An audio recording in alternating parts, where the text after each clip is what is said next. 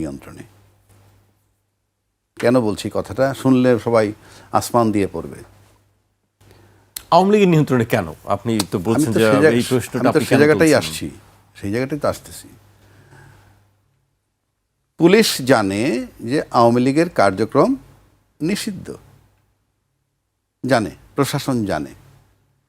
তো আওয়ামী লীগ কিন্তু গত 17 মাস বা 18 মাস মাঠে নামেনি, মানে তাদের যেহেতু প্রচার নিষিদ্ধ, কার্যক্রম নিষিদ্ধ, সেই আদেশ কিন্তু এখনো বহাল, উইথড্র হয় নাই।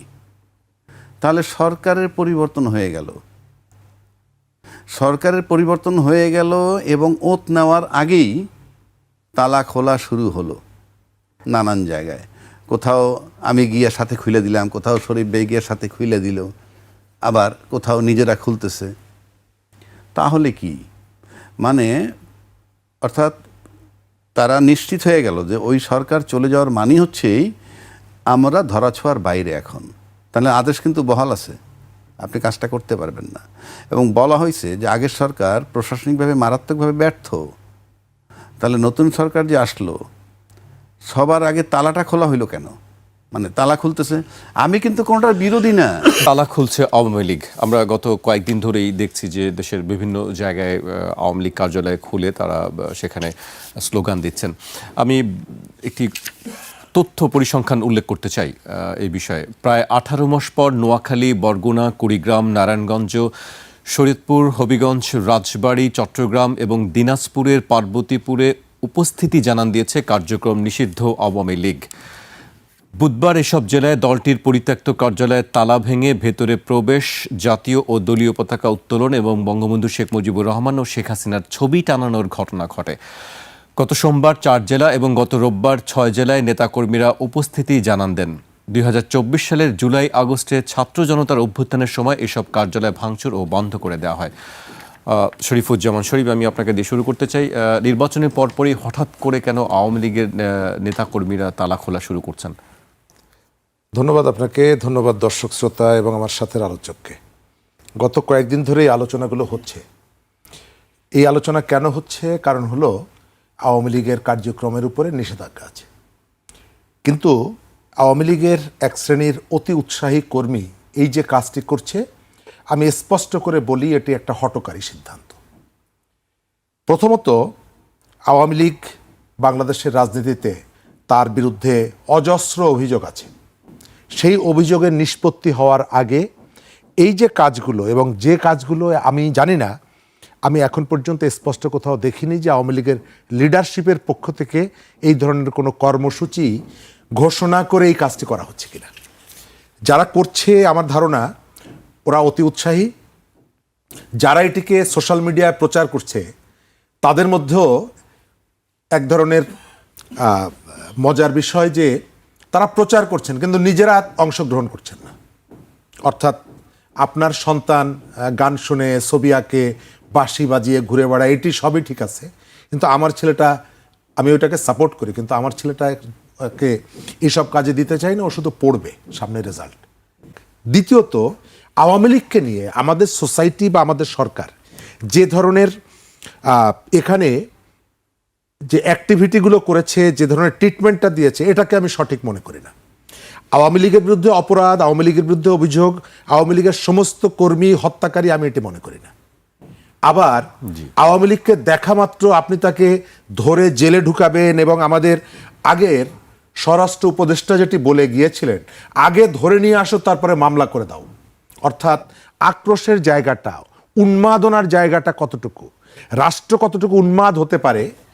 আপনি একজন খুনির সঙ্গেও ন্যায় বিচার করতে হয়। একজন মানুষকে, ফাঁসির দণ্ডপ্রাপ্তকে ফাঁসি দেওয়ার আগে তার শারীরিক সুস্থতা পরীক্ষা করা হয়। অর্থাৎ আপনি একজন মানুষকে আইনি প্রক্রিয়ায় তার একটা অপরাধের বিচার করলেন, কিন্তু শেষ পর্যন্ত সে আপনার কাছ থেকে মানবিক আচরণ প্রত্যাশা করে, আপনি সেটি করছেন না। এখানে আওয়ামী লীগের বিরুদ্ধে যে ধরনের অভিযোগ আছে, এই অভিযোগগুলো আমি সব অভিযোগই মিথ্যা, আমি এটি বলছি না, কিন্তু আবার আওয়ামী লীগকে যেখানে পাবো সেখান থেকে পঙ্গু রাজশাহী বিশ্ববিদ্যালয়ের একজন ছাত্রনেতা সন্তানের দুধ কিনতে গেছে, তাকে কুপিয়ে মেরে ফেলার ঘটনা ঘটেছে, এটাকেও কখনো সমর্থন করা যায় না। যতগুলো জায়গায় আইন বিরোধী কাজ হয়েছে, সেটি জুলাই অভ্যুত্থানের সময় হোক, সেটি জুলাইয়ের আগেও হোক, আমরা বলতে পারি যে রাজশাহী বিশ্ববিদ্যালয়ে কুপিয়ে মারা হয়েছে, তো বিশ্বজিৎকেও কুপিয়ে মারা হয়েছিল, কোনোটাই সমর্থন করার মতন বিষয় না। বিশ্বজিৎকে কুপিয়ে মারাটাকেও যেমনিভাবে এটার সমালোচনা হবে, বিচার হবে। রাজশাহী বিশ্ববিদ্যালয়ের একজন সাবেক ছাত্র, বিশ্ববিদ্যালয় কর্মচারী, সেটি নাই হোক, তিনি একজন মানুষ, তিনি তার সন্তানের জন্য দুধ কিনতে গেছেন, তাকে কুপিয়ে মেরে ফেলবেন, কোনোটাই সমর্থনযোগ্য না। কিন্তু আমাদের সমস্যাটা কি? আমাদের সমস্যাটা হচ্ছে আমরা আওয়ামী লীগকে বিচারের মুখোমুখি দাঁড় করাই যতক্ষণ পর্যন্ত আমি না ঠেকে যাই। আমি যখন ঠেকে যাই তখন আওয়ামী লীগকে আমি ব্যবহার করি ভাঙ্গা ছাতার মতো, ভাঙ্গা কুলার মতো। আওয়ামী লীগ ফ্যাসিস্ট, কিন্তু ভোটের সময় আওয়ামী লীগ ফ্যাসিস্ট না। আমাদের যারা এই যে নির্বাচনে বড় যে দুটো দল এবং জোট, তারা আওয়ামী লীগের যেভাবে ভোট নিয়েছে, যে এবং এই ভোটটা নেওয়াটাকে জাস্টিফাই করার জন্য যে ধরনের বক্তব্য হাজির করেছে, এটি খুবই মজার। গত 1.5 বছর আপনি যাকে ফ্যাসিস্ট বললেন, শেখ মুজিবুর রহমান, তার বাড়ি একাধিকবার ভাঙলেন। এবং এটি আপনি যে কোনো দৃষ্টিতে দেখেন না কেন, গত তত্ত্বাবধায়ক সরকারের যতগুলো কাজ সব থেকে বেশি সমালোচিত হবে, অন্তর্বর্তী সরকারের সব থেকে বেশি সমালোচিত হবে, তার একটা হলো এই যে 32 নম্বর ধানমন্ডিকে এইভাবে ভাঙা। এটি ইতিহাস বিচার করবে তাদের। কিন্তু আমি সেখানে যাচ্ছি না, আমি আসছি, আপনি যে শেখ মুজিবকে ফ্যাসিবাদের আইকন বলে তার সব কিছু নিশ্চিহ্ন করে দিলেন, আপনি বরিশালে গিয়ে বললেন শেখ মুজিবুর রহমান সাহেব অনেক ভালো কাজ করার চেষ্টা করেছেন, কিন্তু আশপাশের লোকের কারণে করতে পারেননি। 11 দলীয় জোটের জনসভায় তাদের শীর্ষ নেতা বলেছিলেন। মানে হলো নির্বাচনী জনসভায় মানে হচ্ছে এটা রিয়েলিটি, এটা আপনাকে মানতে হবে, এটাকে অস্বীকার করতে পারবেন না। কিন্তু তারা কি আমাদের সাথে ভৃত্যের মতন আচরণ করবে? তারা কি আমার সন্তানকে পাখির মতন গুলি করে হত্যা করার অধিকার দেব কি দিব না? যদি সেটি করে তার বিচার হবে কি হবে না, এটি ইম্পর্টেন্ট। আপনি চাইলেই আমাদের এইখান থেকে এই দলগুলোকে নিশ্চিহ্ন করতে পারবেন না। কিন্তু সে যদি আমার সাথে অসভ্যের মতন আচরণ করে, আমি কি সেটি মেনে নিব? নিশ্চয়ই মেনে নেব না। অবশ্যই। ধন্যবাদ আপনাকে এবং আমার সহ-আলোচক শরীফুজ্জামান ভাই, অত্যন্ত বিজ্ঞ একজন আলোচক। এই প্রশ্ন যেটা করলেন, এতে প্রথমেই প্রশ্ন আসে, প্রশাসন বর্তমানে এই মুহূর্তে, আজকে তো নতুন সরকার 2 দিন হইল, কার্যক্রম উইথড্রল তো আপনি অটোমেটিক খুলবেন, তাহলে খুলতে পারবেন, এরপর বৈশা চা খাইতে পারবেন, এরপরে আলাপ করতে পারবেন, তারপরে মিছিল করতে পারবেন। কথার কথা বলছি, আমি কিন্তু তাদের ওইটার বিরোধী না, আমি আমার আইনের কথা বলছি যে আমার আইনটা কোথায়। মানে নির্বাচিত সরকার আসলেই যে আইনটা কার্যকর হয়ে যাবে বা তারা প্রশাসন বেশি ইফেক্টিভ হবে, সেটা আমি দেখতেছি না। এখন আসেন, যতক্ষণ পর্যন্ত উইথড্র না হয় আপনি অফিস খুলতে পারবেন না, কিন্তু আপনি খুলে ফেললেন কিভাবে? যে সরকার আসছে, সরকার আসার পর যদি তার এরকমভাবে সরকার আমাদের ফেভারেবল এবং প্রশাসন আমাদের কিছু বলবে না, এই দুইয়ের সমন্বয় পাইছে বলে এটা খুলতেছে, তা নাহলে খোলে কিভাবে? আপনি এটা সিম্পল বিষয়। এখন আসেন, যেমন ধরেন, যদি বলা হয় যে অন্তর্বর্তীকালীন সরকারের সময় যে সমস্ত সিদ্ধান্ত নিছে সেগুলো মানতে বাধ্য নয়, আমি সব দিকই বলতেছি যে তারা মানবে না, অন্তর্বর্তীকালীন সরকার সিদ্ধান্ত দিছে সেই জন্য মানলাম না, সে ধরনের কোনো বক্তব্য সেজন্য বক্তব্য আসেও নাই। তাহলে আমি আলটিমেটলি দেখতেছি যে আমার মানে এটা যদি আপনি আইনি চেহারা ধরেন, আপনি প্রাথমিকভাবে আমি দেখতেছি যে প্রশাসন কাজ দেখাচ্ছে না। আপনি খুলেন কিভাবে? সো দ্যাট সিম্পল হিসাব। আমাদের তো সাথে সাথে এখন পাইতে হবে যে এই আওয়ামী লীগের অফিসগুলো খোলা সঠিক হয় নাই এবং আইনি অ্যাকশন নেওয়া উচিত। হয়তো আওয়ামী লীগের লোক ভাবতে পারে অথবা বিএনপির লোক ভাবতে পারে কি আমি তাদের এই আওয়ামী লীগের বিরুদ্ধে বা বিএনপির বিরুদ্ধে, নো, আমি বলছি ওই সরকার থাকলে আমরা বারবার বলেছি যে প্রশাসন কাজ করছে না এবং এটা সরকারের দায়। তা সেখানে নিষিদ্ধ আওয়ামী লীগের কার্যক্রম, নিষিদ্ধ আওয়ামী লীগ অফিস খুলে ফেলতেছে, কোথাও কোনো প্রতিক্রিয়া নাই, এটা কিসের লক্ষণ? এটা আমার প্রশ্ন, এটা কিসের লক্ষণ? এবং আওয়ামী লীগের অফিসের তালা খুলছে, এটার মানে ইনডাইরেক্টলি আপনি ধরতে পারেন যে যেহেতু সরকার বাধা দিচ্ছে না, প্রশাসন বাধা দিচ্ছে না, তাহলে আওয়ামী লীগের তালা খোলা মানে আওয়ামী লীগের নিজের খোলা আর সরকারের খুলে দেওয়ার মধ্যে আমি কোনো পার্থক্য দেখি না। সুতরাং আপনি হিসাব করতে পারেন আমরা সামনের দিক কোথায় যাব। কেননা কেউই আমরা আইন মানতেছি না, যেহেতু আইন সামনের দিকে কোথায় যাব, তাহলে আপনি বলছেন বা আপনি কি চিন্তা করছেন? এই যে শুরুই তো হইলো যে আপনার আইনের উপর নিয়ন্ত্রণ নাই, আইন দ্বারা নিয়ন্ত্রণ করা যাচ্ছে না। আপনি আপনি এটা তো আমার আইনস্টাইন হইতে হবে না, কার্যক্রম নিষিদ্ধ আছে তো, অফিসগুলো খুলতেছে কিভাবে? তাহলে অফিসগুলো খুলতেছে কিভাবে? আওয়ামী লীগ কার্যক্রম শুরু হয়ে যাবে সেটি আপনি বলছেন? অফিস খোলা মানে কি? কার্যক্রম যদি শুনে তাহলে লক থাকলে সমস্যা কোথায়? অফিসের তালা খুললে আর বন্ধ যদি পার্থক্য না হয় তাহলে খোলার দরকার কি? আমি বুঝাইতেছি ওইটা।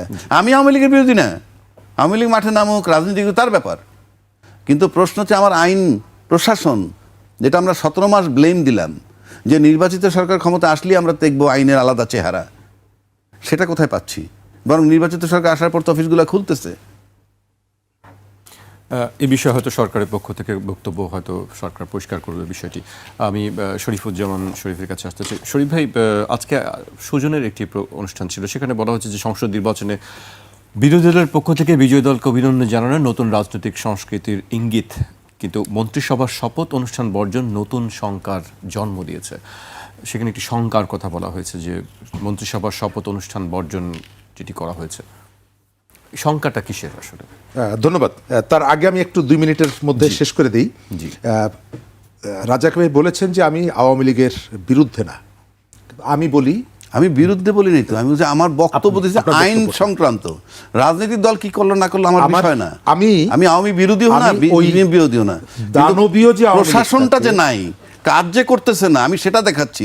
তালা খুলতেছে কিভাবে? আমি যে আওয়ামী লীগ জুলাইয়ে দানব হয়ে উঠেছিল তার বিরুদ্ধে, অফকোর্স আমি তাদের শাস্তি চাই। হ্যাঁ, আমরাও চাই, এবং সেটি আইনের পদ্ধতিতে, মবের মাধ্যমে না। গত 1.5 বছর এখানে মবের মাধ্যমে বিচার করতে গিয়ে অনেক অপরাধীকে, তার অপরাধকে ছোট করা হয়েছে। তার বিরুদ্ধে মানুষের যে ক্ষোভ সেটিকে প্রশমিত হয়েছে এবং এক ধরনের সিম্প্যাথি তৈরি হয়েছে তাদের উপরে। এটার জন্য তারা দায়ী। কারা? যারা 1.5 বছর ক্ষমতায় ছিলেন, তারা এই কাজটি করেছেন। দ্বিতীয়ত, আপনি তালা মেরে আওয়ামী লীগকে নিশ্চিহ্ন করতে পারবেন না, এটিও বাস্তবতা। আপনি অফিস তালা দিয়ে বিএনপিকেও নিশ্চিহ্ন করতে পারবেন না, এটিও বাস্তবতা। এটাকে আপনার মানতে হবে। কিন্তু এই বাস্তবতা মানতে গিয়ে আমি তাদের দ্বারা যে অপরাধ সংগঠিত হয়েছে সেটাকেও আমি অস্বীকার করব না, আমি তার জন্য বিচার করব। সেই বিচারের দাবিটা আমি করব। এই সময়কালে মানুষের মধ্যে একটা স্বস্তি ফিরে এসেছে। মবের যে শাসনটা ছিল সেখান থেকে এক ধরনের স্বস্তি ফিরে এসেছে। আওয়ামী লীগের যারা অফিস খুলছে, আমার যতটুকু ধারণা, এটা দলীয় সিদ্ধান্ত না। কতগুলো অতি উৎসাহী যারা থাকে, হটকারী যারা থাকে, তারা এই কাজগুলো করছে। এবং করতে গিয়ে গতকাল না পরশুদিন নোয়াখালীতে আবার 5 জন গ্রেপ্তার। কিন্তু তারা এতদিন করেনি কেন? এতদিন করেনি, তাদের মধ্যে একটা ধারণা ছিল যে প্রশাসন আসলে এক ধরনের কাজ করে নেই, কিন্তু সেখানে বিকল্প যে প্রশাসন হয়েছিল, মবের যে শাসনটা ছিল, আপনি খেয়াল করে দেখবেন এই মব যারা তৈরি করত তাদের অনেককেই আমরা এখন দেখছি একটু নরম সুরে কথা বলছেন। ওই যে স্বতঃস্ফূর্তভাবে বিভিন্ন জায়গা থেকে যে ধরনের রিয়াকশনটা হতো, সেই রিয়াকশনটা নাই। সম্ভবত এটা একটা কারণ এই পর্যন্ত আওয়ামী লীগের কোনো পজিশন থেকে বলা হয়নি যে অফিস খোলো, কর্মসূচি চালু করো। অতি উৎসাহী হটকারী জায়গা থেকে সম্ভবত এটি করা হচ্ছে। তবে আমি আমার কথা শেষ করব ওই জায়গাটায়। আপনি আওয়ামী লীগ বা বিএনপির অফিসে তালা মেরে, তাদের সমাবেশ করতে না দিয়ে, ইত্যাদি ইত্যাদি করে এদেরকে নিশ্চিহ্ন করতে পারবেন না। এটি বাস্তবতা, এবং সেটি আপনি আবার অ্যাটাস্টেড করেছেন, সত্যায়িত করেছেন ভোটের সময় তাদের দুয়ারে দুয়ারে ভোট চাইতে গিয়ে। তবে আওয়ামী লীগের যারা অপরাধী, যারা গণহত্যার সাথে জড়িত, যারা টাকা পাচারকারী, তাদেরকে কোনোভাবেই অফিস খুলুক আর জানালার ফাঁক দিয়ে প্রবেশ করুক, তাদেরকে ক্ষমা করা যাবে না। আমাদের এখানে রাজনৈতিক সংস্কৃতির পরিবর্তনটা আমরা চাই। সরকারি দল, বিরোধী দল, বাংলাদেশের সমস্ত রাজনৈতিক দল মিলে জাতির সংকটে কাজ করবে, এটি আমরা চাই। আমরা সংসদের সদস্যদের যে শপথ অনুষ্ঠান, সেখানে আমরা দেখলাম, তার আগেও দেখলাম, মজার ব্যাপার দেখেন আপনি, রাজনীতিবিদরা আমাদেরকে কতটা হালকা মনে করে অথবা আমাদেরকে কতটা বোকা মনে করে এবং আমাদেরকে কিভাবে ধোঁকা দেয়। বেগম খালেদা জিয়া মারা যাওয়ার পর 11 দলীয় জোটের প্রধান তারা গেলেন তারেক রহমানের সাথে। আমি দর্শকদেরকে মনে করিয়ে দিই, তারেক রহমানের সাথে গিয়ে প্রস্তাব দিলেন আমরা একটা জাতীয় সরকার করব। আবার নির্বাচনের পরে যখন তাদেরকে জিজ্ঞেস করা হলো জাতীয় সরকার হলে কি করবেন, না করব না। কারণ কি, ততক্ষণে তাদের আসন তারা যেভাবে ভেবেছিলেন সেটি হয়নি, সংখ্যাগরিষ্ঠতা সেটি পায়নি। অর্থাৎ মাত্র সপ্তাহখানেকের মধ্যে আপনি আপনার রাজনৈতিক টার্গেট, রাজনৈতিক কৌশল আপনি পাল্টে ফেলছেন। সুতরাং সকালে শপথে যাওয়া, বিকালে শপথে না যাওয়া এটি অস্বাভাবিক কিছু না, আমাদের এখানে হয়েছে। না, কিন্তু এখানে শঙ্কা প্রকাশ করা হয়েছে যে এটি শঙ্কার বিষয়। সুজনের পক্ষ থেকে বলা হচ্ছে শঙ্কার জায়গাটা কোন জায়গায়? শঙ্কার জায়গাটা হলো যে আমরা যে ইউনিটির কথা বলেছিলাম, সেই ইউনিটি থাকবে না। এটা থাকবে না কেন? আমাদের টোটাল সবকিছুই হচ্ছে ক্ষমতা কেন্দ্রিক। আমরা এখানে যত নীতির কথা বলি, আমরা যত আদর্শের কথা বলি, পাবলিক ইন্টারেস্টের কথা বলি, পাবলিক স্বার্থের কথা বলি, এটা হচ্ছে গৌণ, মুখ্য হচ্ছে ক্ষমতা। আপনি আজ থেকে 15 দিন আগে আমি আপনার সাথে বসে প্রস্তাব দিলাম যে আমরা একটা জাতীয় সরকার করব। যখন আমি পরাজিত হলাম, অন্য আমাকে এসে জিজ্ঞেস করছে যে যারা বিজয়ী হয়েছে তাদের সাথে কি জাতীয় সরকার করবেন? আমি বলছি না, করব না। নির্বাচনে যে আসনগুলোতে আমি বিজয়ী হচ্ছি সেই আসনগুলো নিয়ে কোনো প্রশ্ন নাই, কিন্তু নির্বাচনে যে আসনে আমি বিজয়ী হচ্ছি না, আমি প্রশ্ন তুলছি সেগুলো নিয়ে। সরকার প্রধান যখন বলে যাচ্ছেন যে এই নির্বাচনে কারা কারা বিজয়ী হবে, আমি ওটা নিয়ে প্রশ্ন তুলছি না। আমি জিজ্ঞেস করছি ইলেকশন কমিশন তুমি যথাযথ দায়িত্ব পালন করো না। আমি অভিযোগ করছি বিএনপির সংখ্যাগরিষ্ঠতা পেয়েছে, অভিযোগ বিএনপির দিকে। আরে নির্বাচন তো বিএনপি করে নাই, নির্বাচন তো সরকার করেছে, নির্বাচন তো ইলেকশন কমিশন করেছে। তাদের বিরুদ্ধে আপনার কোনো অভিযোগ নাই, আপনার অভিযোগ হচ্ছে বিএনপির বিরুদ্ধে, বিএনপির অভিযোগ জামাতের বিরুদ্ধে। তাহলে আপনি এটি ধরে নিচ্ছেন যে এই ইলেকশনে আসলে ইলেকশন কমিশন অথবা গভর্নমেন্ট ফাংশনাল ছিল না। তা না হলে রাজনৈতিক দল প্রতিদ্বন্দ্বীরা একজন আরেকজনকে হারিয়ে দিতে পারে নাকি? আপনি সেই কথাটা কেন বলছেন না? জি, শরীফ ভাই আপনার কাছে আবারও আসবো। আমি রাজ্জাকের ভাইয়ের কাছে আসতে চাই। আপনি আসলে কোনো শঙ্কার জায়গা দেখছেন কিনা যে বিষয়টি সুজন অ্যাড্রেস করেছে, যে আসলে যে শপথ অনুষ্ঠানে না যাওয়া, সেখান থেকে কি ঐক্যের কোনো বিরোধ বা ফাটলের শপথ মানে আপনি বলছেন মন্ত্রী পরিষদের শপথ হয়ে যায়নি? না, শঙ্কা কি হবে না হবে বড় কথা না। বড় কথা হচ্ছে যে আপনি যখন 2/3 মেজরিটি পেয়ে যায় কেউ, তখন যদি সে কিছু কেয়ার না করে, অবজ্ঞা করে, অবহেলা করে, কিছু করার নাই। বিষয়টা ওইখানে। কেননা কতগুলো বিষয় আছে, আপনি যদি বলেন যে আইনে নাই, তো আইনে তো সব থাকবে না। যেমন ভাই বোনের সম্পত্তি কি, ভাই পায় ডাবল, বোন পায় ভাইয়ের অর্ধেক, তাই না? এখন ভাই আর বোন মিলে যদি বলে যে আমরা দুজন সমান সমান নিব, তাতে তো ওই যে মুসলিম মতে তো তা নাই। মুসলিম মতে আছে ভাই ডাবল পাবে, বোন ভাইয়ের অর্ধেক পাবে। কিন্তু ভাই বোন মিলে যদি বলে দেন আমরা দুজনে সমান ভাগ করে নিই, তাহলে আইনে কিছু আসে যায় না। তা আমরা এখন যেমন কথা তুলতেছি, আইনে নাই, কি নাই, আইনে গণভোট নাই। কিন্তু আমি তো গণভোট মেনে নিছি, গণভোট করব। গণভোট করার জন্য সরকার একটা অধ্যাদেশও জারি করছে। তার ভিতরে বলা আছে গণভোটটা ফাইনালি কার্যকর কিভাবে হবে। না হইলে সেটা ভিন্ন কথা। গণভোট মেনে নিলাম, নির্বাচনের সময় বললাম যে হাতে ভোট দাও, আমরা তো মেনে নিলাম। তো মেনে নেওয়ার পর যদি আমরা এখন দুইটা ওত নেওয়ার কথা, একটা নিলাম সংবিধান সংস্কার হিসেবে, আরেকটা হচ্ছে সংবিধান সংস্কার পরিষদের সদস্য হিসাবে, আপনি তখন নিচ্ছেন না। আপনি যদি না নেন কি করার আছে? এখন আপনি নিচ্ছেন না বইলে আবার মন্ত্রী পরিষদিতে আমরা গেলাম না, মানে যারা গেল না তাদেরই বা কী করার আছে? এখন এটা তো মনে করেন শঙ্কা বলতে কি, আপনার ফ্রম ডে ওয়ান তো একটা মতবিরোধ, একটা অনৈক্য যেটা চলমান ছিল 8 মাস, তারপরে গেলাম গণভোটে, আবার চলে আসলো, সেই শঙ্কার জায়গা তো রয়েই গেল। এখন শঙ্কা বলতে সবসময় পার্লামেন্টে আইনি লড়াইটাও তো শঙ্কা। এখন এই যে আমি যদি না মানি, এখন আমার 2/3 মেজরিটি আমি মানলাম না, তো কি হবে? মানলেন না যখন আপনি যে সংবিধানে নাকি বলছে 2টা শপথ নাই, একটা শপথ আছে সংসদ সদস্য হিসাবে নেবেন, তো সেটা তো সেই সংবিধান মোতাবেক আপনার নির্বাচনটা হইতে হবে। সেই সংবিধান মোতাবেক নির্বাচন হইতে গেলে তো প্রধানমন্ত্রীর ক্ষমতায় থেকে 3 মাস মেয়াদ থাকতে নির্বাচন হইতে হবে। সেই সংবিধান থাকলে তো আপনাকে সংসদ ভেঙে যাওয়ার পর 90 দিনের মধ্যে কোনো কারণ না হলে আরও 90 দিন 180 দিনের মধ্যে নির্বাচন হইতে হবে। সেখানে আপনি ফেব্রুয়ারি 2026 আমরা নির্বাচন করলাম কি হিসাবে?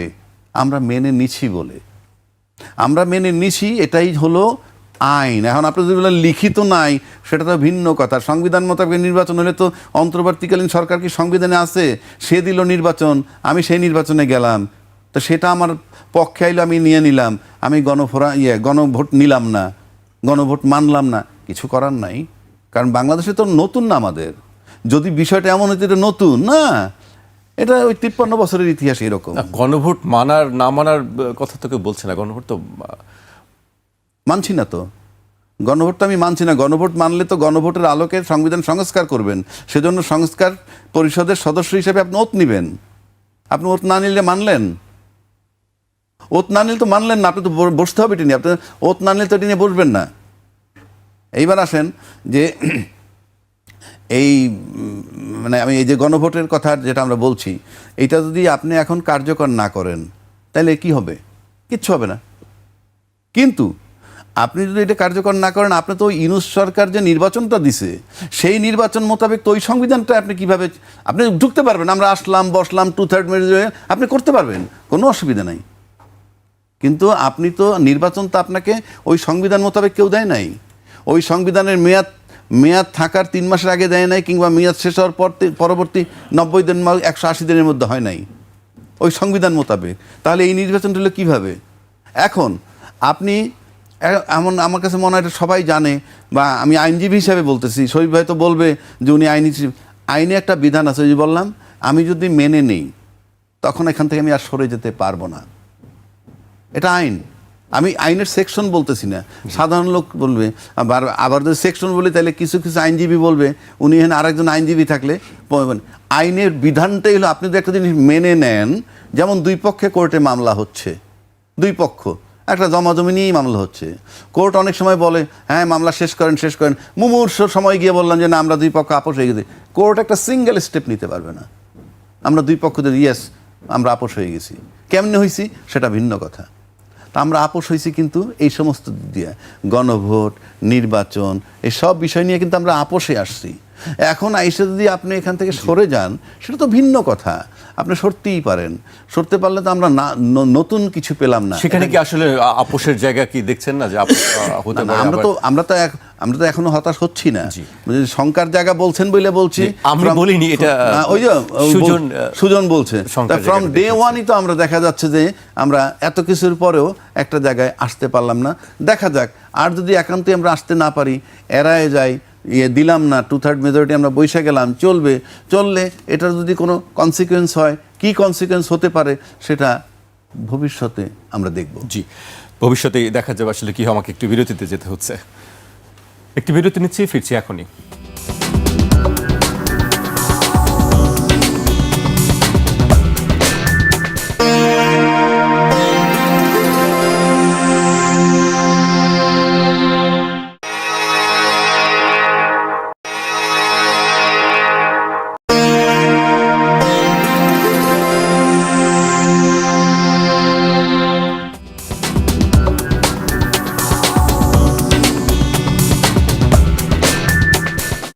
বিরতির পর আবারও স্বাগত। আপনারা দেখছেন 21-এর রাত। আমাদের সঙ্গে আছেন রাজনীতি বিশ্লেষক শরীফুজ্জামান শরীফ এবং বাংলাদেশ সুপ্রিম কোর্টের সিনিয়র আইনজীবী আবু হেনা রাজ্জাকী। শরীফ ভাইকে দিয়ে শুরু করতে চাই এবার। শরীফ ভাই, গণভোটের রায় মেনে সংবিধান সংস্কার পরিষদের শপথ না নেয় ক্ষমতাসীন বিএনপির সমালোচনা করেছেন জামায়াত ইসলামীর আমির ডাক্তার শফিকুর রহমান। শপথ গ্রহণ না করাকে জুলাইয়ের অপমান আখ্যা দিয়ে তিনি বলেছেন, জুলাই না হলে তারেক রহমান কি প্রধানমন্ত্রী, আমি কি বিরোধী দলীয় নেতা হতে পারতাম? ধন্যবাদ। জুলাই নিয়ে 3টা মত আছে। একটা অংশ আছে যারা জুলাইকে অস্বীকার করে, জুলাইকে ধার কাছে আসতে দেয় না। আর একটা অংশ আছে যারা জুলাইয়ের প্রকৃত যে প্রত্যাশা সেটি পূরণ হোক সেটি চায়। আর একটা অংশ আছে যারা হচ্ছে জুলাই ব্যাপারী, জুলাইকে হাটে ঘাটে মাঠে বিক্রি করে। গত 1.5 বছরে বিক্রি হয়েছে নানাভাবে।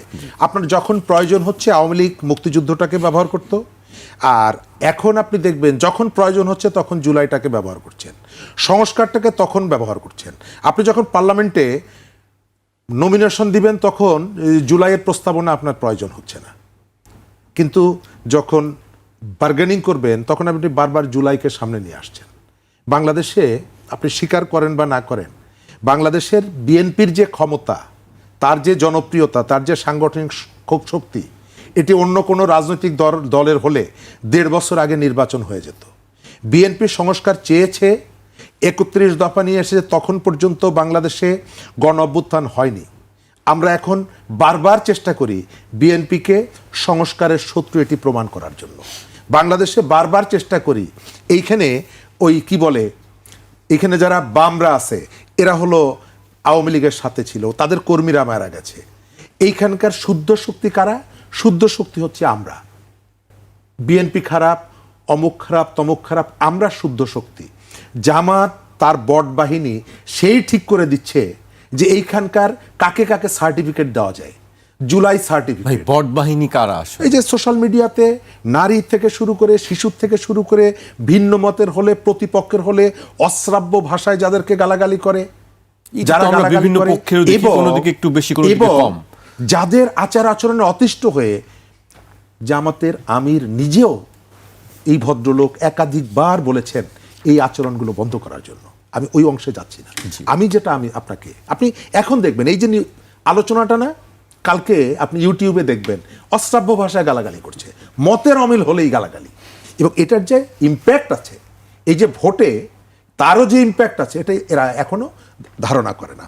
বিএনপি কি করবে না করবে এটা বিএনপির ব্যাপার। তবে পাবলিকের ম্যান্ডেট বিএনপি পেয়েছে। গণভোটের শুরু থেকে শেষ পর্যন্ত অসংখ্য প্রশ্ন জন্ম দিয়েছে গণভোট। আপনি সংবিধান অর্ধেক মানবেন, অর্ধেক মানবেন না।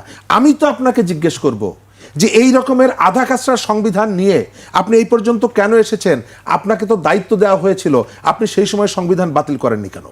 আপনি সংবিধানের যতটুকু প্রয়োজন ততটুকু রাখবেন। আর তার ভিতর থেকে যদি সংকট তৈরি হয়, আপনি বাইরে এসে বলবেন কেউ কথা রাখেনি। তো আপনিও তো কথা রাখেননি। কথা কে কে রাখেনি? আমরা যদি একজন একজন দেখি, কেউ তো কথা রাখেনি। এই যে অনৈক্য, জুলাইয়ের যে অনৈক্যগুলো তৈরি করলেন, কেন, কি কারণে? আপনি উদীচী অফিসে আগুন দিতে হয় কেন? উদীচীতে এই গণ অভ্যুত্থানের কারফিউ ভাঙ্গা প্রথম সাংস্কৃতিক সংগঠন, কেন প্রথম আলোতে আপনি আগুন দিবেন? কেন ডেইলি স্টারে আপনি আগুন দিয়েছেন? ডেইলি স্টার প্রথম আলো কি এই গণ অভ্যুত্থানের পক্ষে ছিল না? আপনার কর্মীরা গিয়ে আগুন দিয়েছে, এই কাজগুলো আপনারা করিয়েছেন। এখন এসে বলছেন বিএনপি কিন্তু বিশ্বাসঘাতকতা করছে। আরে প্রথম দিন থেকে বিশ্বাসঘাতকতা কে করলো এই গণ অভ্যুত্থানের সাথে? প্রত্যেকটা মানুষকে ধরে ধরে ট্যাগ করে করে আপনি তাকে ফ্যাসিবাদের দোসর, ফ্যাসিবাদের দালাল। যেই আপনার পক্ষে নাই সে হলো ফ্যাসিবাদের দালাল। আপনি এই পক্ষের শক্তিকে বিভক্ত করেছেন। আপনি গণভোটে সরকার অংশ নিতে পারে না। নির্বাচন কমিশন, কোন নির্বাচন কমিশন? শেখ হাসিনার নির্বাচন কমিশন না। এই গণঅভ্যুত্থানের ভেতর থেকে যে কমিশন গঠিত হয়েছে সেই বলছে যে সরকার এই প্রচারণা চালাতে পারে না। আপনি কেন চালিয়েছেন? সরকার এটি চালাতে পারেন, এটি দণ্ডনীয় অপরাধ। এটি তো আওয়ামী লীগের ইলেকশন কমিশন তো বলেনি। এই গণ অভ্যুত্থানের স্পিরিট থেকে গঠিত যে ইলেকশন কমিশন, আপনার এক জেলায় টোটাল যে ভোটার, গণভোটে তার থেকে 1.5 গুণ বেশি ভোট পড়ে, হা ভোট। কোথা থেকে আসে? শরীফ ভাই, আপনার কাছে আবারও আসবো। প্রশ্ন রেখেছেন শরীফ ভাই বেশ কিছু, সংবিধান নিয়েও কথা বলছিলেন। সংবিধান সংস্কার করার কথা উঠেছিল 5 আগস্টের পরে। সংবিধান পুনরায় নতুন করে লেখা হবে কিনা, এই সংবিধান চলবে কিনা, অনেক কথা আমরা 5 আগস্টের পর শুনেছি। কি হলো আসলে শেষ পর্যন্ত? শেষ পর্যন্ত তো আমরা সেই সংবিধান সংস্কারের নামেই আমরা গণভোটে গেলাম। এটা তো এমনি এমনি হয় নাই। 8 মাস ধরে মানে দৌড়াদৌড়ি কইরে তারপরে আমরা গণভোটে গেলাম। এটা তো সংবিধান সংস্কার করার জন্যেই। এখন যদি ইভেন আপনার এই ক্ষমতাসীন যে দল আজকে, তাদের চেয়ারম্যানও তো বলছে গণভোটে হাতে ভোট দিবে। আমি তো মনে করি তারপরেই গণভোট জয়যুক্ত হয়েছে। আপনি ভোট নিয়ে যেটা বললো যে এক জায়গায় বেশি কাস্ট হয়েছে, এটা সরকারের ব্যাপার, কি নির্বাচন, সেই বিতর্ক তো আছেই। সেটার জন্য তো সব কিছু থেমে যায়নি। নির্বাচন হয়েছে, নির্বাচনের ফলাফল হয়েছে, এগুলো নিয়ে এখন আমাদের কোনো কোশ্চেন নেই। যেগুলো নিয়ে যা বলার আমরা আগে বলছি, নির্বাচনেরও আগে বলে দিছি, সেটা অন্য কথা। কিন্তু আপনি যেহেতু হায়ের পক্ষে সবচেয়ে বেশি বড় দল যিনি জয়লাভ করে 2/3 মেজরিটি নিচ্ছেন, তাদের চেয়ারম্যানও তো হাতে ভোট দিতে বলছেন। হাকে জয়যুক্ত এবং যেভাবে ধানের শীষে আপনারা ভোট দিবেন একইভাবে গণভোটকে হাতে ভোট দিয়ে জয়যুক্ত করতে হবে। তাহলে তো ওনাদের ডিজায়ার মোতাবেকই তো এই গণভোট জয়যুক্ত হয়েছে। তা জয়যুক্ত যদি হয়ে থাকে তাহলে এটা এখন আমি তো একটু আগেই আপনাকে বললাম আইনে কি না আছে নাই বড় কথা না। আইন মানলে আইনও তো আমি বললাম, আইন বললো তো আমি এই সংবিধান মোতাবেক আপনার 2024-29 নির্বাচন হওয়ার কথা। 2026 তো কোনোভাবে নির্বাচন নাই। সংসদ ভেঙে যাওয়ার পর সর্বোচ্চ 7ই ফেব্রুয়ারি 2025 মধ্যে 180 দিনের মধ্যে যদি নির্বাচন হয়, সেটা তো হয় নাই। তাহলে আমরা তো কোনো দিকেই নাই। আমরা আসি কিসে এখন? আমরা তো কিভাবে আসি? এই যে কোনো কিছুতে নাই, আমাদের মতে আমরা চলে যাচ্ছি আইন বানাইয়া। এখন হচ্ছে তো, নির্বাচন হইল, সরকার গঠন হইল, এখন এই যে গণভোটের যে ফলাফলটা, আমি যদি সিম্পল অন্য লজিকে আসি, আপনাকে যদি অন্য লজিকে আসি, সেই লজিকটা কি, যে ধরেন এই গণভোট মোতাবেক, বাদ দিলাম সব কিছু, গণভোট মোতাবেক যদি সংবিধানটা সংস্কার হয়ে যায়, উপর কক্ষ নিচের কক্ষ, কে কয় টার্ম থাকতে পারবেন না, এই যা যা আছে সব যদি হয়ে যায়, আপনি আমার সিম্পল বলেন তো দেশের কি ক্ষতি হবে এতে? দেশের কোনো ক্ষতি নাই। জনগণের কি ক্ষতি হবে? সাধারণ জনগণের কোনো ক্ষতি নাই। তাহলে ক্ষতিটা হবে কার? আপনি 70 অনুচ্ছেদ বাতিল করবেন, ভালো কথা, কিন্তু আমি গণভোটের আলোকে যদি সংস্কারটা হয়ে যায়, নতুন সংবিধান, নতুন তো না, সংশোধিত সংবিধান হয়ে যায়, তাহলে ক্ষতিটা হবে কার? সেই জায়গাটায় যেতে হবে। জনগণের উপকার হবে, রাষ্ট্রের ক্ষতি হবে না, আন্তর্জাতিকভাবে কোনো ক্ষতি হবে না, সিম্পল আভ্যন্তরীণ বিষয়। তাহলে আমার করতে দোষ কি? যেটাই জনগণের উপকার নিহিত, জনগণের ক্ষতি নিহিত নাই, রাষ্ট্রের ক্ষতি নিহিত নাই। এখন যদি শুধু আমার ক্ষতি চিন্তা করি, আমি তার জন্য না করি, তাহলে তো আমি আমারটা দেখলাম, রাষ্ট্র দেখলাম না, রাষ্ট্রের জনগণ দেখলাম না। এতে কনক্লুশন দাঁড়াবে ওটাই যে দিন শেষে 24শে জুলাই 24-এর যে আন্দোলন হয়েছে, প্রাণগুলা অহেতুক দেওয়া হইল এবং আলটিমেটলি আমরা সেই সাবেক জায়গায় ফেরত যাচ্ছি। কারণ যে সংস্কারের কথা বলা হয়েছে, এইটা আছে গণভোটের আবরণে, যে এটা যদি না হয়, আপনি বাদ দিয়ে রাখেন, তাহলে আপনার আমার মতো আমি করে নিব, এটাই নিয়ম, এভাবেই চলে আসছে, সামনে হয়তো আমরা সেভাবে চলবো। এখন প্রশ্ন হচ্ছে সেটা চলতে পারবে কি পারবে না? বিরোধী দল আছে, তারা কি করবে, পার্লামেন্টে কি করবে, কিভাবে আর্গুমেন্ট হবে, টাইম ইজ দ্য বেস্ট জাজ।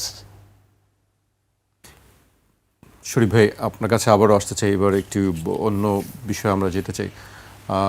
রোজা শুরু হয়ে গেছে, কিন্তু বাজারে আমরা রোজা শুরু হওয়ার কয়েকদিন আগে থেকেই দেখছি যে জিনিসপত্রের দাম বেড়েছে। লেবু নিয়ে খুব বেশি আলোচনা হচ্ছে, হালি 100 টাকার উপরে, সেটি এখনও নামেনি। আজকে সবগুলো সংবাদ মাধ্যমের আমি দেখেছি যে বাজারটি একটি বড় জায়গা ছিল। কি আপনার কাছে আসলে আমার কাছে যেটা মনে হয় যে প্রতি রোজা আমাদের দেশের মানুষ, এক শ্রেণীর মানুষের সীমাহীন লোভ, স্বল্প সময়ের মধ্যে আমি ধনী হতে চাই। 150 টাকায় হালি বিক্রি করছে। আপনি ধর্মের কাহিনী শোনাতে পারবেন? আমি ওই জায়গাটায় বলি আপনাকে, একটা দেশ অনবরত তার নাগরিকদের পাছার উপরে বেতের বাড়ি দিয়ে রাষ্ট্র চালানো যায় না। আপনাকে কখনো কখনো সভ্য হতে হয়, কোথাও কোথাও আপনাকে মানবিক হতে হয়। আমরা মানুষের জন্য রক্ত দেই না, আমরা তো রক্ত বিক্রি করি না।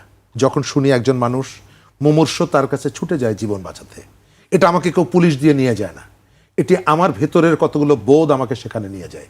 আপনি আপনার দেশে, আমি একমত হবেন, এই যে কাজগুলো করছে এর মধ্যে একটা বিরাট অংশ সন্ধ্যাবেলায় তিনি ধার্মিক এই পরিচয়টা দেবেন, যিনি 30 টাকার লেবু রোজাদারকে সামনে পেয়ে ধর্মের সমস্ত বিধিবিধান, তার যে বিশ্বাস, তার যতটুকু জানা বোঝা সব উপেক্ষা করে, শুধু লেবু নয়, আমি উদাহরণ হিসাবে বললাম, সমস্ত পণ্য আমার এর ভেতর থেকে আপনি শিখছেন সবার উপরে মুনাফা সত্য, তাহার উপরে নাই। আপনার সামাজিক বিবেক, বোধ, বিবেচনা, ধর্ম, বিশ্বাস সব কিছুর উপরে হচ্ছে মুনাফা। তার জন্য আপনি আপনার জীবন দিয়ে দিতে পারেন, এক। দ্বিতীয়ত, সরকার কতটুকু কি করতে পারে, সরকারের কতগুলো ভূমিকা থাকার আছে, সরকার রাখতে পারে। কিন্তু মাত্র 2 দিন আগে তার যে সরকারটা সর্বশেষ দায়িত্ব নিয়েছে, তাদের কাছ থেকে আমি এই মুহূর্তে বলতে পারি না যে আপনি এই কাজগুলো কেন করেননি। তবে ডক্টর ইউনূস দায়িত্ব নেওয়ার পর প্রথম যে রোজা, মনে থাকার কথা, তিনি বেশ কতগুলো জায়গায় সফলতা দেখিয়েছিলেন। আমি আশা করব যে এই সরকার একটা রাজনৈতিক সরকার, তার তুলনামূলকভাবে তার গ্রহণযোগ্যতা, তার নেটওয়ার্ক, তার অভিজ্ঞতা, আবার তার কিছু কাজের বিতর্ক সবগুলোই আছে। সুতরাং তারা একটা চেষ্টাটা করবেন। আর আমরা যারা নাগরিক হিসাবে আমাদেরও একটু কোথাও একটু সচেতন হওয়া দরকার। লেবুর দাম বেড়েছে, আমি একসঙ্গে 15টা লেবু আমার কেনার প্রয়োজন নেই। আমি এই সুযোগে সয়াবিনের দাম বাড়তে পারে বলে আমি শরীফ ভাই, 1 মণ সয়াবিন তেল কিনে ঘরের মধ্যে স্টক করার কোনো প্রয়োজন এটি খুব বাজে একটি এখানেও যেন প্রবণতা একটু যে সংযম দাম বেড়ে গেলে সেই পণ্যটির সেই দিকে আমরা পণ্যটি ঘরে বেশি নিয়ে ঝাঁপিয়ে পড়ি সব আর কি। জমিয়ে রাখবো আর কি। জি, শেষ করব আমার এই ব্যাপারে সিম্পল বক্তব্য, গোলায় দাম কত, খোলা বাজারে দাম কত, কেন হচ্ছে একটু গবেষণা করা দরকার, দেখা দরকার। এটা খুব কঠিন কাজ না। পুরোটা পথ ধরে সিন্ডিকেট ভাঙতে পারলে লেবুর দাম কমবে, ভাঙতে না পারলে কমবে না। Very simple. এখন রাজনৈতিক সরকার আসছে, তারা ইতিমধ্যে আমরা দেখছি এক একজনে বলছে কোনো সিন্ডিকেট থাকবে না। আমরা দেখতে চাই, এখনই মন্তব্য করতে চাই না, দেখি সিন্ডিকেট ভাঙে কিনা। গোলায় দাম কত আর বাজারে দাম কত পার্থক্য নেই, বা টাকাটা বাড়লো কিভাবে, এই মাঝখানে সব সিন্ডিকেট। যদি ভাঙতে না পারে, অতীত সরকারের যে দোষ দেওয়া হয়েছে সেগুলো, সিন্ডিকেটের মধ্যে আসলে কারা থাকে? যারাই থাকুক দায়িত্ব সরকারের। সুতরাং সরকারকে যদি এই সিন্ডিকেট, রাজনৈতিক সহযোগিতা ছাড়া এটি সম্ভব না। এবং এই সরকার যদি এই সিন্ডিকেট ভাঙতে না পারে, রাজনৈতিক সরকার ক্ষমতায় এসে, তাহলে অতীতের যে যত আমরা হেনস্থ, সেটার দায়িত্ব তাদেরকে নিতে হবে। যেটা ভাঙা সম্ভব না, বলতে হবে, খালি মুখে বললে হবে না। কারণ বাজারে দাম কত, গোলায় দাম কত, এই পার্থক্য কেন, এটার দায়িত্ব সরকারের, এবং কেন হয় এটাকে রোধ করতে হবে সরকারের।